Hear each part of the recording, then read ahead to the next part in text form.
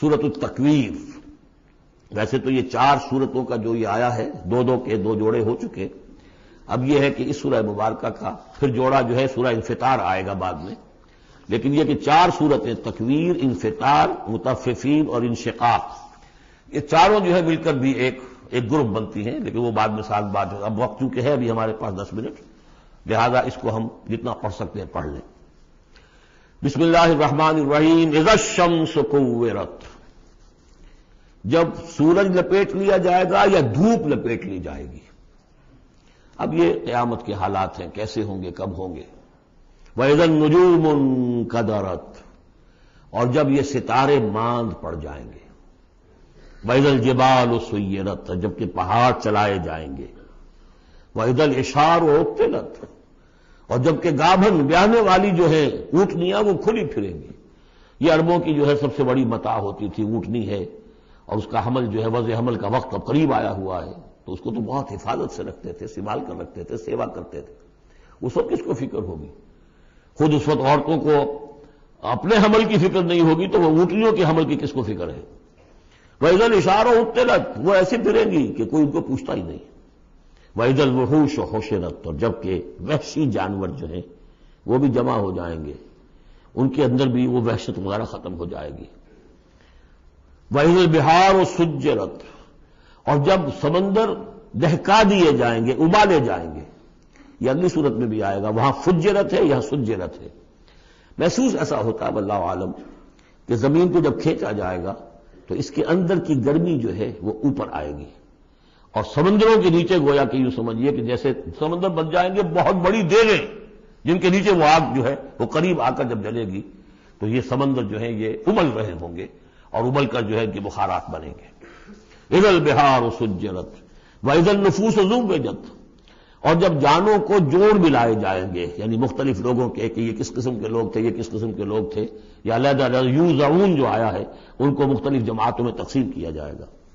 وَإِذَا الْمَوْءُودَةُ سُئِلَتْ، اور جب کہ وہ لڑکی، وہ بیٹی کے جو زندہ دفن کر دی گئی تھی، اس سے پوچھا جائے گا بِأَيِّ ذَنبٍ قُتِلَتْ، کہ وہ کس گناہ کی پاداش میں قتل کی گئی تھی.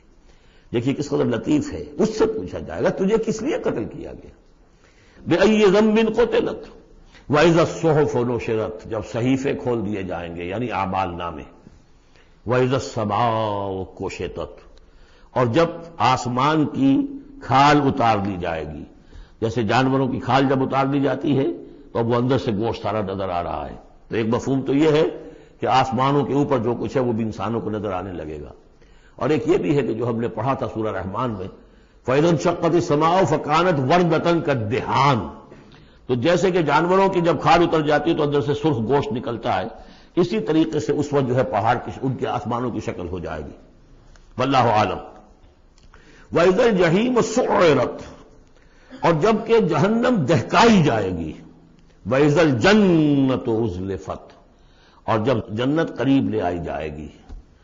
ان 13 آیتوں کے بعد فرمایا عَلِمَتْ نَفْسٌ مَّا أَحْضَرَتْ، ہر جان جان لے گی کہ اس نے کیا چیز یہاں پہنچائی ہے، کیا حاضر کی ہے، کیا عمل لے کر آئی ہے.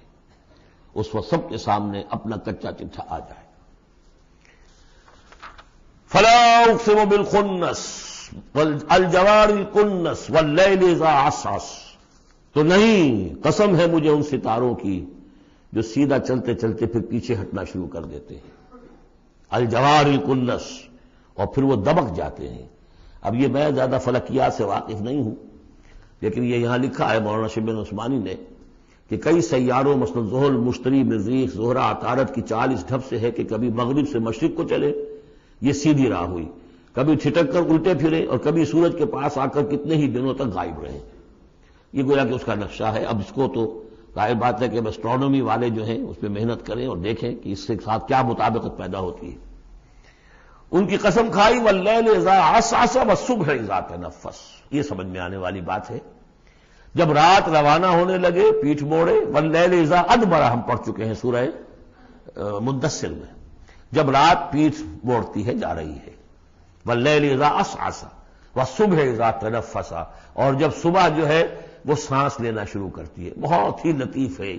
صبح کے وقت جیسے پہلے سناٹا پڑا ہوا تھا، اب یہ ہے کہ کچھ نہ کچھ کوئی کا دکا آدمی آپ کو سڑک پہ چلتا نظر آیا، کوئی نکلا ہے، گویا کہ صبح نے سانس لینا شروع کر دیا ہے، اس کا تنفس جو ہے اس کا آغاز ہو گیا۔ وَالصُّبْحِ إِذَا تَنَفَّسَ، اب یہ قسمیں کھا کر إِنَّهُ لَقَوْلُ رَسُولٍ كَرِيمٍ، یہ قرآن ایک بہت باعزت ایلچی کا قول ہے، اور یہاں مراد ہے حضرت جبرائیل علیہ السلام۔ اس سے پہلے سورہ حاقہ میں ہم پڑھ چکے ہیں انہ لقول رسول کریم، وہاں رسول کریم سے مراد محمد رسول اللہ ہے۔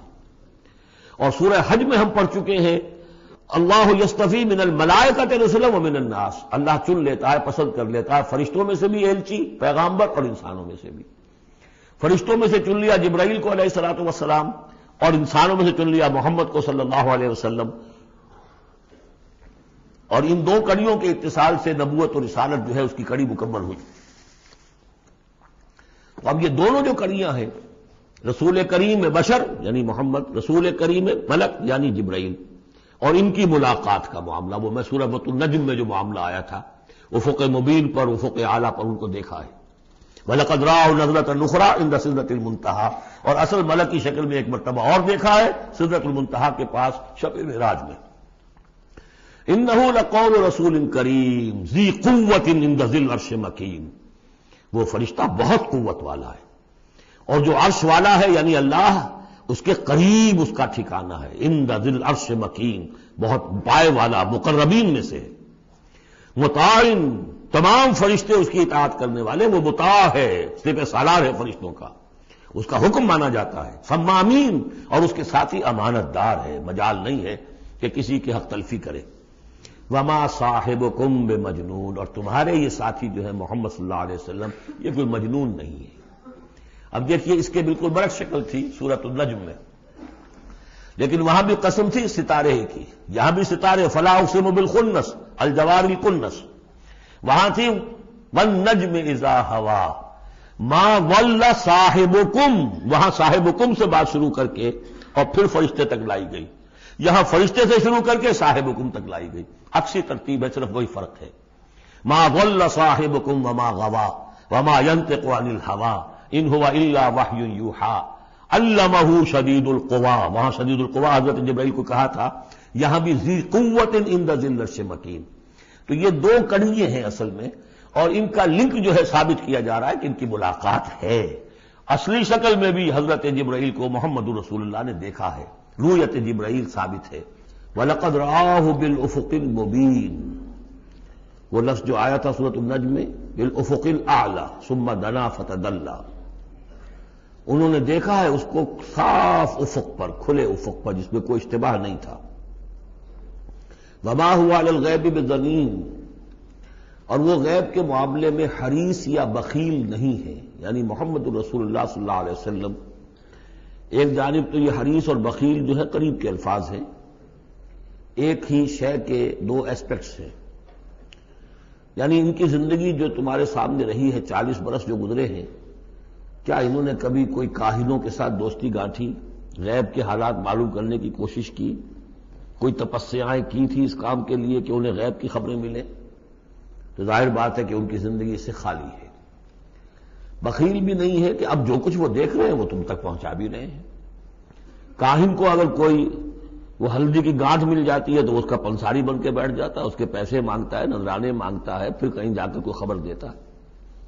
ہمارا یہ نبی ہے کہ جو بھی اسے غیب سے معلوم ہو رہا ہے، جو کچھ وہ دیکھ رہا ہے، سب عالم غیب ہے، فرشتہ عالم غیب میں سے ہے، اس کا مشاہدہ ہوا ہے، وہ ساری چیزیں تم کو بتا رہا ہے۔ تو وہ غیب کے معاملے میں جو علم بھی اللہ تعالیٰ کی طرف سے انہیں دیا جا رہا ہے، اس کو تم تک پہنچانے میں بخل سے کام نہیں لیتے۔ وما ہوا بقول شیطان الرجیم، اور یہ ہرگز کسی شیطان رجیم کا قول نہیں ہے، یعنی کچھ شیاطین جن تم نے سمجھا ہو کہ انہوں نے آ کر حضور کو یہ پٹی پڑھا دی ہے، معاذ اللہ۔ یہ سورہ حاقہ میں بھی آ چکا ہے، فلا اقسم بما تبصرون وما لا تبصرون، میں قسم کھاتا ہوں ان چیزوں کی بھی جو تم دیکھتے ہو اور ان کی بھی جو تم نہیں دیکھتے۔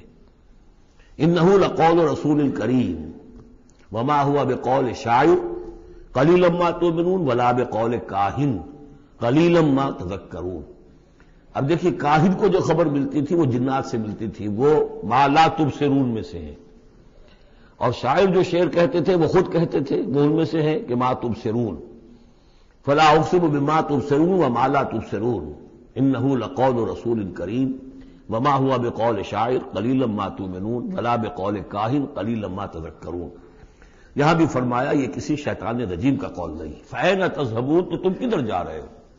بجائے اس کے کہ جو وحی آ رہی ہے محمد صلی اللہ علیہ وسلم پر اس سے اپنے دلوں کو منور کرو، اپنی زندگی کے صحیح رخ کو اختیار کرو، کدھر جا رہے ہو؟ ان ہوا الا ذکر للعالمین، نہیں ہے یہ مگر بس ایک تمام جہان والوں کے لیے نصیحت، یاد دہانی. ذکر کا لفظ ہے یاد دہانی، اس کا بہترین جو ہے مفہوم ہے کہ وہ حقائق جو تمہاری فطرت میں مضمر ہیں، تمہاری روح میں وہ سب کچھ تھا، پردے پڑ گئے تھے، تمہاری توجہ نہیں رہی تھی، تم اپنی اس روح سے غافل ہو گئے تھے. ولا تکونوا کالذین نسوا اللہ فانساہم انفسہم. اب قرآن آ کر ایکٹیویٹ کر رہا ہے تمہارے اپنے اسی انر کانشسنس کو، جو ڈورمنٹ تھا اسے ایکٹیویٹ کر رہا ہے. لمن شاء منکم ان یستقیم، ہر اس شخص کے لیے جو تم میں سے چاہے کہ وہ سیدھے راستے پر آ جائے، جو بھی طالب ہوگا ہدایت کا، جو صراط مستقیم حاصل کرنا چاہے گا، اس کے لیے یہ یاد دہانی ہے. وما تشاءون الا ان یشاء اللہ، پھر وہی بات، تمہارے چاہے بھی کچھ نہیں ہو سکتا جب تک اللہ نہ چاہے. یہ دو مشیتیں ملتی ہیں، تم بھی چاہو اور اللہ بھی چاہے، تب کام ہوگا. اللہ کا اذن ہوگا، اللہ کی توفیق ہوگی، تمہارا ارادہ ہوگا. تمہارا ارادہ نہیں تو اللہ زبردستی ٹھونستا نہیں. زبردستی ٹھونس دے تو پھر جزا و سزا کا کوئی سوال نہیں، پھر یہ سارا کا سارا معاملہ ہی جو ہے وہ باطل ہو جاتا ہے. الا ان یشاء اللہ رب العالمین، تمہارے چاہے کچھ نہیں ہو سکتا جب تک نہ چاہے اللہ کے جو تمام جہانوں کا رب ہے.